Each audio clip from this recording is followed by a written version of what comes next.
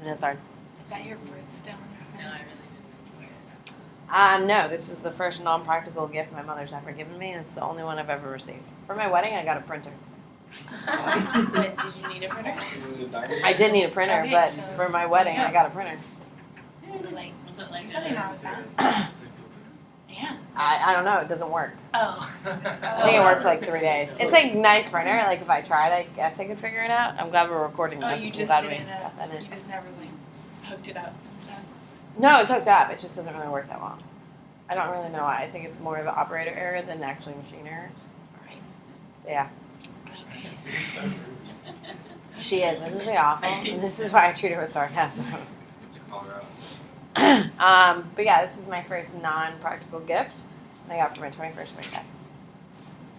All right, there we go. And every other gift has been practical since. All right, so early explanations of your. Am I just straight up in your way? No, I can. It's fine.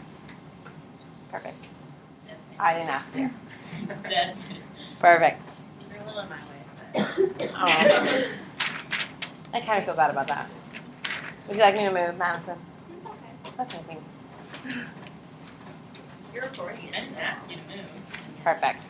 All right. So, in the ancient times, they thought it was the devil inside of them. Medieval times, you're going to see witches. So, do psychological disorders have a positive connotation or a negative connotation? Negative. Negative. Today, here in 2017, would we still say there's a negative connotation or a positive connotation? There is a negative. Is it better than it used to be? Yeah. Absolutely. I guarantee 100% you know people who have psychological disorders. And the way we use the word disorder, it sounds like it's something terrible, horrible, like you're disfigured. Can we agree? But in fact, most of the population has some sort of psychological disorder.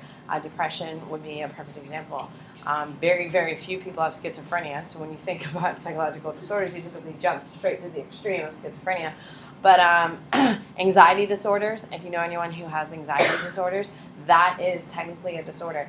Anxiety and depression are your fastest growing disorders in the world, and they're growing really, really fast here in the United States. And I know a lot of kids who have one, have the other, or have both combined. There's a lot of kids here at Plant. There's a lot of grown-ups I know who have them. A lot of people have them. They just kind of have a negative stigma at the moment. And it's better than it was. It's not nearly as good as it could be. And so what we're really going to do is we're really going to talk about, because what we are talking about this week, next week, is like real things that hopefully will get you thinking about your friends, your relationships, and how you see people. My sister has depression. She didn't get it, but it really presented itself in 7th grade and had some really severe effects on it. And we're going to talk about what it feels like to have someone who you know and love and care who has anxiety, who has depression, and what it kind of feels like to help them, because it's really frustrating. And it does spawn like genuine conversations, which we had in 4th period, which is why 4th period's already behind about it. So keep an open mind this week. That's the biggest thing I ask for, is that you know people who have this. Some of you may have this. You don't know who you're around, so keep in mind what type of language you are using. I truly believe that your disorders are coming from genetics. It's something you're born with. Like I was born with blonde hair, blue eyes. I was born with terrible skin that I spend tons of money on trying to keep clean. You know, like I'm born with that. It's not my fault. Same thing with disorders. People who have anxiety disorders, depression, somatoform, schizophrenia, of course, we're going to super extreme. I mean, they're born with it. They don't have a choice. So we're going to talk about what all of that means. All right, so when we talk about abnormality, we have to start with the big study of it. And the big study of it is psychopathology, which is study of abnormal behavior. So if you find disorders to be really interesting and you want to spend your life learning about them and studying them and helping people with them, then you would be a psychopathologist. Typically, they work at hospitals or at a university and doing research or helping implement for doctors and stuff like that. So I've been talking about psychological disorders. What we are talking about when we talk about psychological disorders are any pattern of behavior that causes significant distress, causes them to harm others, or harms their ability to function in daily life. The most important component of this definition is the harms their ability to function in daily life. Grace, I have a favor. I know exactly what you're doing today. So you made my copies yesterday, which I really appreciate. The problem is that they stapled them all together, which has been putting all of my kids like in this fritz. Like they just haven't been able to function. So some of them just rip them off. Can you separate the ones that have or have not been separated? Wait, what? Why did they staple I them? don't know, but they can't staple all 400 of them are stapled together. Oh, I guess most of these aren't. Oh, you lucky duck. I've been having kids just pick them up, and like, would you agree that you were weirded out when you picked up your folk and your Yeah. do now and all that stuff? Yeah. My sophomores almost melted them. This is wrong. So I told, and Charlotte heard me. So when you see Charlotte later or whatever this weekend, I told her that I told that whole class that I fired my TA. You can't do that. I know, Grace. That's why you're sitting here. So yeah, so she says Miss Bennett was talking crap. That's what I said. Because all the kids were like, oh my God, Miss Bennett, this is so wrong. I'm like, I know. By this point, I was just tired of dealing with it. She said something differently. Huh? What if she said you said something differently? I didn't say anything differently.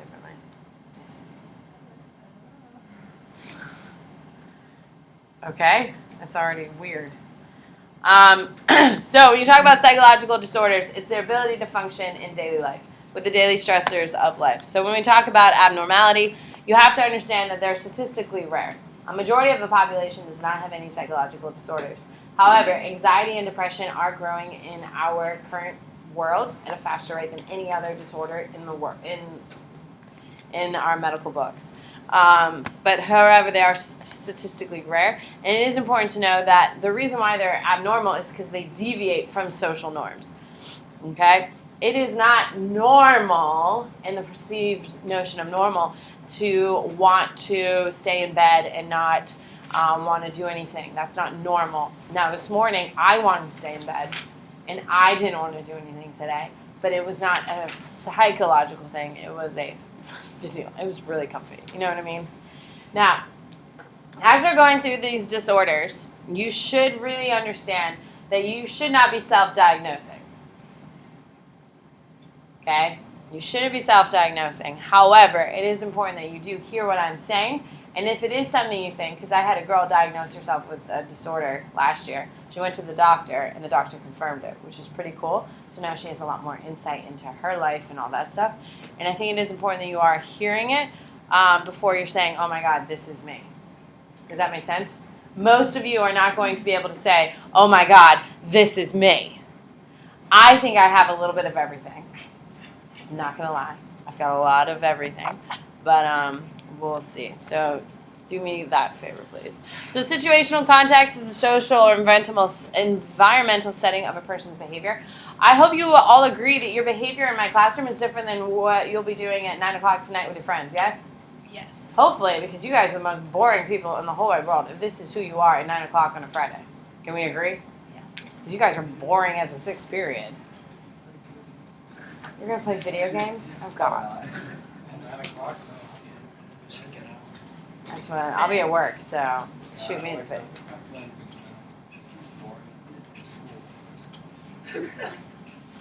That is not something I get behind. Alright, so when we talk about subjective discomfort, you get emotional distress or emotional pain. Every person in this room has been through an emotional trauma, correct? Yes. Some of them are shorter, like maybe you just really got your heart broken and you're just like really upset about it, and that's justified.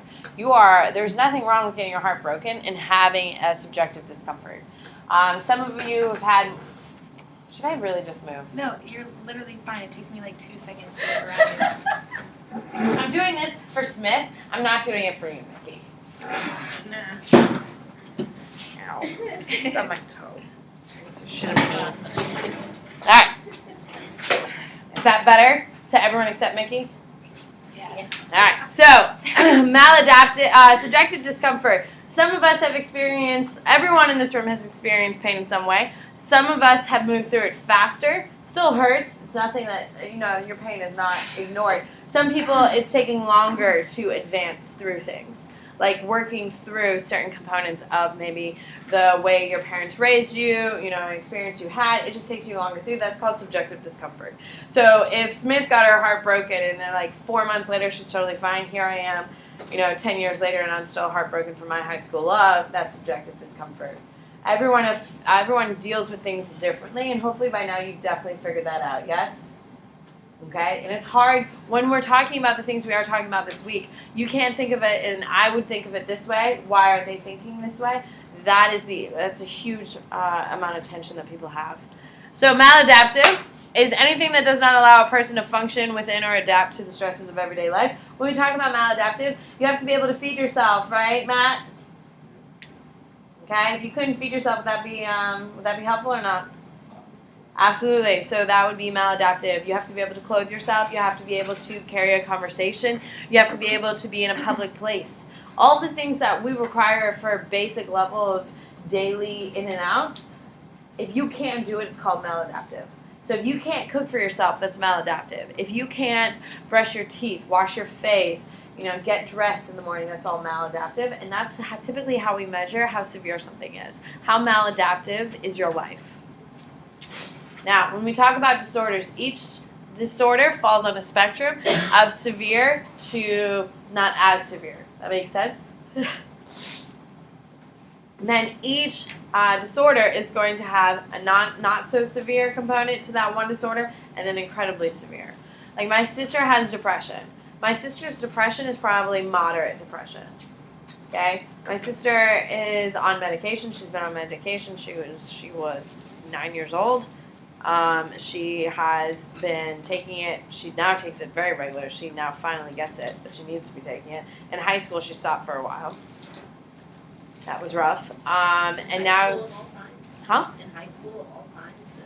Well, okay. So when you take medication, which is really what we're going to get into treatment for, and I can guarantee there's people who are taking medication for all different types of things. When you take medication, especially like antidepressants, anti-anxiety medication, it takes a while for it to build up in your system to actually affect your brain chemistry, which would make you feel better. So if you take it for a couple weeks, you're not really going to feel a difference. It takes a couple months for it to actually get in your system and really work, which means people get frustrated with it. Also, if you've been taking it for a really long time, don't you kind of think, oh, well, I guess I don't need it anymore, correct? Yeah. Because you haven't had any side effects, you haven't had any effects, you're kind of like, oh, well, I guess I'm fine now because I haven't had a problem with it. So my sister was like, and I'm done. I just don't want to take it anymore. So she didn't take it, and it caused a ton of chaos.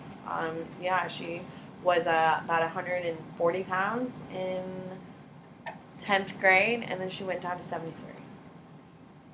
Yeah, that's how she manifests her depression, is by obsession with her weight. And that's how she is today at her ripe old age. She's still obsessed with it.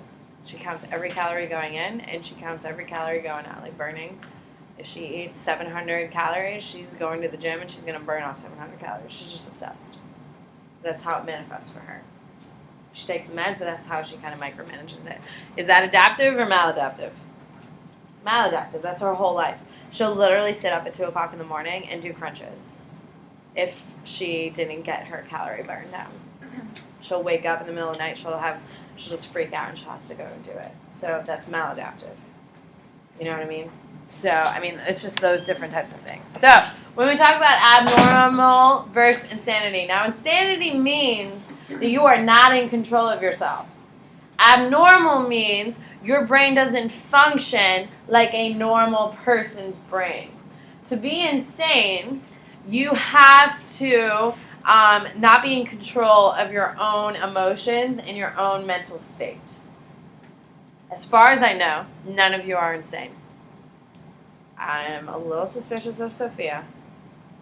I'm not going to lie. She rages. She's a little tumultuous in her behavior. But I'm going to pretty much say none of you are insane, which means that you have ups and downs. However, you're in kind of control. Smith definitely is. She's crazy. Just kidding. But insanity means you're not responsible for his or her own actions. Anyone watch SVU? Yes! I love it. If you're not watching it, step up your game. There's all 30 seasons of it on Netflix. Just lose 5 weeks of your life. It's worth it. It's pretty great. If you watch SVU, they use the insanity defense, every 4th episode? It's all the time. And only to use the insanity thing, you have to be out of your mind not because your own human error. Does that make sense? So say, for instance, for example, this is a pretty famous case like 10 or 15 years ago. A mother was withholding her kid's antipsychotic medication because he was schizophrenic, so the medication is called antipsychotic. He was schizophrenia. The mom refused to give him his schizophrenia medicine. So he had a delusion that someone was trying to kill him, and he murdered a guy in the middle of New York City. Like, choked him out in front of, and like was trying to like pull off his flesh because he was having a delusion. Can you imagine trying to rip someone's flesh off? Like, legit. Anyway, he went in front of the court and he said he was insane, and the court agreed with him. He was insane because his mom kept giving him baby aspirins instead of his antipsychotic medicine. So was it his fault that he was out of his mind? No, it was his mom. So his mom got arrested, and she's now, I think, she's sitting in Rikers for like the rest of her life or something. It's pretty crazy. So he got away with it. Now, if you purposely choose not to take your antipsychotic medication and you go on a murdering spree, guess what? You're guilty and you're going to jail. It's a choice, and that's the big component of it. So when you talk about the insanity plea, be careful. Don't say, oh my God, I'm just going to pretend I'm like psychotic and I'm going to get away with it. They're also going to have like expert witnesses and stuff like that. So what I'm saying is don't go on a killing spree and think you're going to get off. Is that pretty clear? Yes. Did you claim like insanity because you didn't want to take your medicine? So you like feel like you're insane. See, this is where you're hitting my ceiling here. I know as much as AP needs. I'm not a lawyer. I also don't really care about this, so I've never really gone above and beyond to, like I just don't care about law that much. I know what the basics are. I know what you need to know, but I know there's been a lot of people who've tried to do insanity and it's epically failed. There's also a bunch of rumors of a bunch of people who have tried it, got away with it, when in fact they weren't insane. That have lied through it. There's a couple famous cases about it. If you, say for instance, that guy who ripped off the other people's flesh and killed a guy in the middle of New York City, that guy is not like sitting at home, drinking lemonade, living life. He's in a mental institution under constant supervision, but he's not in like Rikers. He's not like in a normalized prison. Does that make sense? It's not like they're just wandering. It's not like if you go to New York City, you're going to bump into him. Maybe he'll have a psychotic break or not, but that's kind of how it goes. So it's not like you're free and clear. Here's a famous case about 4 or 5 years ago. A guy claimed that he claimed insanity and got proved that he was insane, but he actually never was. And so is that ego? Is that his schizophrenia making him say that? Trying to like show the Weasley side of it, you know what I mean? So we're not really 100% sure, but that's why. All right. So here are your models. Please listen for 2 seconds. So what I'm about to do is 1, 2, 3, 4, 4. There's 4 viewpoints that you need to know backwards and forwards. You need to know it for your test on Thursday. You need to know it for the following test the following week in Psych Disorders 2. You need to know it for treatment because it's a whole thing. What that means is every disorder. So we're looking at depression, for instance, is the first one. I think anxiety is first, then depression this week. What we're going to talk about is what is the biological determinants of anxiety. You have too much of this chemical, you have too much of this chemical, and not enough of this chemical. That's the biological. Then you're going to have to know cognitively why cognitive psychologists say people have anxiety. It's because of illogical thinking patterns. What do psychodynamic people believe people have anxiety? Oh, it's repressed issues that are coming to foot. You need to be able to explain how every single disorder is caused 4 different ways. On your test on Thursday, this is a ton of your test. If I am experiencing this and I blame it on this is an example of what perspective. Every time it's physiological, it's always going to be biological. So what is biological model? It's a model that explains behavior caused by biological changes in chemistry, structural, or genetic systems. Okay. Like I said, my sister has depression. She got diagnosed when she was 9. She had essentially a huge episode in her sophomore year of high school. And she had a huge episode in high school, and she's currently still struggling with it and working within it. I believe my sister has not, her brain does not have the right chemical balance to it. I believe my sister does not have enough serotonin in her brain, which is what has caused her depression. That is a biological model. My sister has depression because there's not enough serotonin in her brain. Does that make sense? Okay, so that would be my example. Like, depression is caused by lack of serotonin. Yes. Are all these like different like models of cognitive? Are they all theories? They're all theories, yes. And, like, so if you're a cognitive psychologist, you believe that if I come to you and say I have depression, it's because I have illogical thinking patterns. And for example, like that what you said, like the biological model, can't that be proven? Kind of like if you go into someone's brain or like It's proven, but some people who have depression have normal serotonin. So there's 3 different types of depression, stuff like that. They're all theories. There's some strong ones. Like there's some correlation. It's not 100%. It's not 100%. However, biology is going to be the most common one that's accepted by most doctors. Because that makes sense. Because it's You could measurable, it's there. It's my favorite. I think a couple of them kind of play a good role in a couple of other ones, but AP wants you to know all of them and be able to tie it to each one, which is why I go through it. I live in the concrete world. My sister has depression. There's something wrong with her brain. She doesn't have serotonin. She was born that way. You know, just like you were born with brown eyes. Yeah, there's a lot. Can you say it's also like nature versus This is psychodynamic, by the way. Psychoanalytic, but it's really psychodynamic.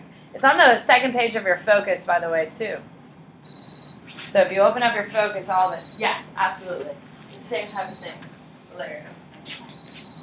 Miss Bennett?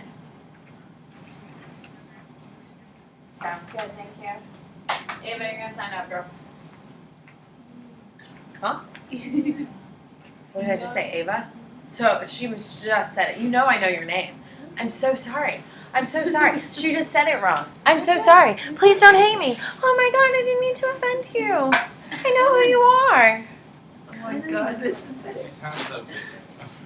I'm used to it. Look at that. Let's do that. It's fine. Do I always say Ava? No, I'm saying you always freak out just because. Because you I don't mistake want to be someone's name. offended. I don't want to offend, and I know who she is, and I really like her. You didn't offend anybody. I don't care if you are pissed. Mostly, I really don't care if Mickey's pissed.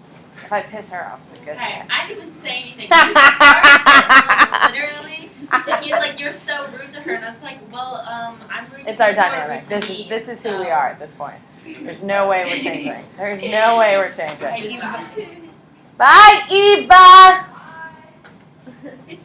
She was so sad when she said that. Bennett, kill that. Kill that, Miss Bennett. Miss Bennett. No, stop. Get it. Oh my gosh. Are you kidding? I didn't see it, so what am I supposed to do? If it comes back like I'm gonna get it, okay? Like I'm You're just gonna letting- smack I'm me? just letting you know, yeah. I don't want it to bite you. I don't want it to bite me. Like I'm gonna kill it for the greater good. So I'm getting smacked. Like, I'm just letting Is that you. what if, we if it lands are like right there, I'm gonna be like, shh. Okay. All right, moving on. So, psychoanalytic or psychodynamic assume that abnormal behavior stems from repressed conflicts and urges that are fighting to become conscious. Obviously, psychoanalytic, psychodynamic, all stems from Freud, has to be that. So, if you see on your test, Miss Bennett has a somatoform disorder because in her childhood she was beaten, and that is coming up with just pain out of nowhere. What model is this? It has to be psychoanalytic, psychodynamic. Does that make sense? So you're going to have to be able to read things and say, what model is this following? You know, Valeria has too much norepinephrine in her brain, which has caused her her schizophrenia. What perspective is this? It has to be biological. Does that make sense? Okay, so you have to go through. So anytime it's a repressed conflict or urge, it's got to be psychoanalytic, psychodynamic. Your behaviorists believe that they see abnormal behavior and that they mimic it. So one of the most famous examples for a long time, so Marilyn Monroe had depression, which is why she killed herself. A lot of people believe that if you were a behaviorist, you would believe that Marilyn Monroe watched her mother, who also had depression, who also tried killing her and the 3 girls, that Marilyn Monroe grew up in a house watching her mother's erratic behavior and her weird coping mechanisms of drinking and crazy wild behavior that Marilyn Monroe adopted that behavior as a coping mechanism after watching the modeling of her mother, and that's why she was diagnosed as depressive or and all that stuff. Does that make sense? So when we talk about behaviorists, it's also if you got everyone knows the kid. Let's just be honest. There's one of your friends who is super dramatic. Yeah. Do we agree? Yes. And who just does it for attention? Yes. Yeah. Like they just come in and they're like the super sad one, and you're like, oh my god, what's wrong? And that's the only way they get attention. So what do they always do? Act like something's wrong. Yes.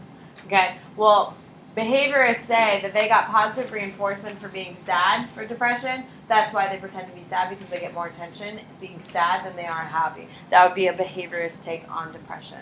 Does that make sense? That they learned to get attention this way. That's why they continue to do it. I don't think anyone wants to be schizophrenic, so when they see crazy behavior, they're like, yeah, that's what I want to do. Well, I feel like also like it depends like on the environment that you grew up in, because like you can say like biologically you have a predisposition to being a certain way, and then like in the way that you grow up, like it helps like enforce like whatever. Absolutely. Because Marilyn Monroe's mom was depressed. Marilyn Monroe inherited that genes. Because if depression's in your family, it's either going to hit you or it's going to hit your kids, because it skips a generation. So if you have depression, then your kids may not have it unless it's on like your husband or your wife's side for the kids. So that plays with the genetics. But depression skips generations. So my sister has it. I don't have it. I don't think my kids will have it. McCrae's family does not have it. They have plenty of other issues. Believe me, I have plenty of other issues. I just don't happen to have that one. So that's kind of the play for it. So your next one is your cognitive theorists. Cognitive theorists, I just don't get. They say it's illogical thinking patterns causes issues. So if you're schizophrenic, it's because you have an illogical thinking pattern or irrational beliefs. Yeah, isn't that Doesn't make weird? any sense. But where do those come It's just from? like, That's the thing. It's like Yeah, as a really 3-year-old, weird. you're thinking irrationally, so you see things like that doesn't make sense. you know this because you Like you're depressed because you think being depressed is going to make you more successful. That'd be an illogical thinking pattern. Who would be depressed to be more successful? However, I will say that Conan O'Brien has said his depression has made him funnier.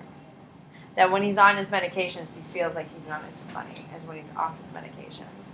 A lot of your truly talented, creative people are going to have some sort of disorder because it allows them to think differently, which allows them to say things and do things and create things more uniquely. Like Picasso had schizophrenia. Robin Williams had manic depression.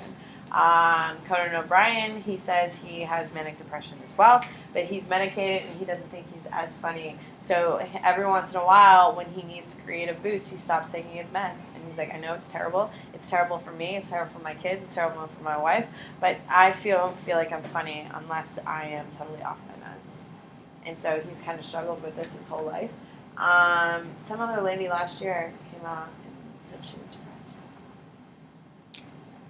Oh, she is one of the girls, not Adina Menzel or whatever her name is, whatever. Don't even make fun of me that I don't know how to say her name. Me and John Travolta are the same. Who's the chick that plays Elsa? Anna or whatever. Kristen Bell. Kristen Bell has come out saying that she's depressed. She officially came out last year and said she has depression. She has learned to cope with it. She's taking medication, and she has written a bunch of really amazing essays about what it's like to be depressed, how it has affected her, how the development. And a couple of your peers every year, I always get a couple kids who come out who are like, Miss Bennett, I just got diagnosed with this. I think I have this problem. Every single year I go through this, which is like so burdensome. Like, you know, I gotta do it right, you know, like, and I've given I have them like in my drawer somewhere. I gotta find them, and I always give that. Last year I found it, and it's a great article. So if I hear kids that are struggling with depression or know kids who are struggling with depression, I'm always like, read this. It's fantastic. When we get to depression, I have a little video that I show. It's how I finally figured out my sister. Because when I see my sister and she's just doing Kim things, which is, you know, all tied to her depression, I just want to smack her across the face and say, get out of it. Like, shake it off. And she can't because, you know, that's just how brain chemistry works. it's really helped me kind of understand it a lot better. So I have a bunch of those resources and stuff for you that we'll be going through. All right, to the boards. Super fit. Secret what? Super fit. Is she super fit? No. She's obsessed with She's obsessed, but she eats terrible. She binges. And it only adds. So right now she's back to being super, super fit. And then she'll fall back into gaining a ton of weight. Because she doesn't have bipolar, but she has bipolar tendencies.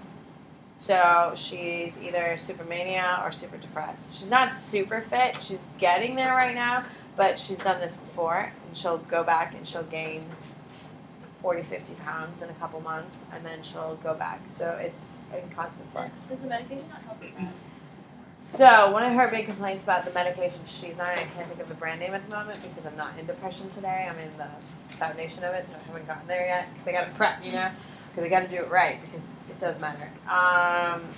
She says it slows down her metabolism, which is very true. That's I've also heard that it also doesn't it make you increase weight also? It all weight retention decreases your metabolism, and she says that sometimes it can make her foggy. Especially if she goes off of it and then comes back on, it makes her foggy. Yeah, because I know my uncle also takes some antidepressant medication and they gains weight. So it's a back and forth balance. So nothing's They should perfect. fix that. They should make it so you don't gain weight. Isn't And that like Why don't you try? I Honestly, go into medical field. You could help a lot of people. I'm not smart enough to do it, so hence why here I am, Isn't that what was happening? inspiring the next generation. Isn't that what was happening to Matthew Perry? Like when he was on, Probably, yeah. when he every single season he was Absolutely. Depression is really, really common. You know a lot of people who have depression, you just don't know it. Because frankly, it's not your business unless they want to tell you, correct? Just like your business is no one else's business unless you decide to invite them. You know a lot of people who have it. On your whiteboard, here we go. Please. Yay. Perfect time. They're the worst. You're the worst. Have a wonderful weekend, guys. I'll see you on Monday. Have one.